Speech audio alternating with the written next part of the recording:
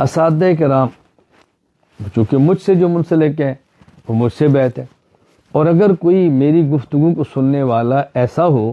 کہ جو مجھ سے بیعت نہ ہو، کسی اور سے بیعت ہو، بہت سارے حضرات ہیں، جب گفتگو ہو جائے گی تو یہ ظاہر ہے hnamedia.com پر آ جائے گی اور یہ اپلوڈ ہو جائے گی، دیگر علماء کرام بھی اس کو سماعت فرمائیں گے۔ میں ان سے گزارش کروں گا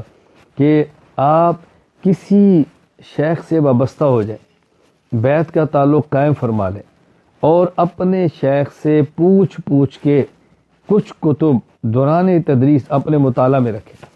اپنی مرضی سے مطالعہ میں کتب نہ رکھیں کچھ عرصہ تک۔ ایک وقت آئے گا آپ حق اور باطل فرق اچھی طرح سمجھ جائیں گے۔ میں انشاءاللہ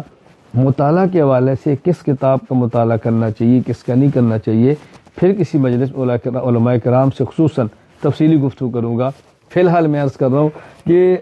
تدریس کے دوران خارجی کسی کتاب کا زائد وقت میں اپنے شیخ سے پوچھ کر مطالعہ ضرور فرمائیں۔ کچھ کتابیں اپنے مطالعے میں رکھیں جس سے علمی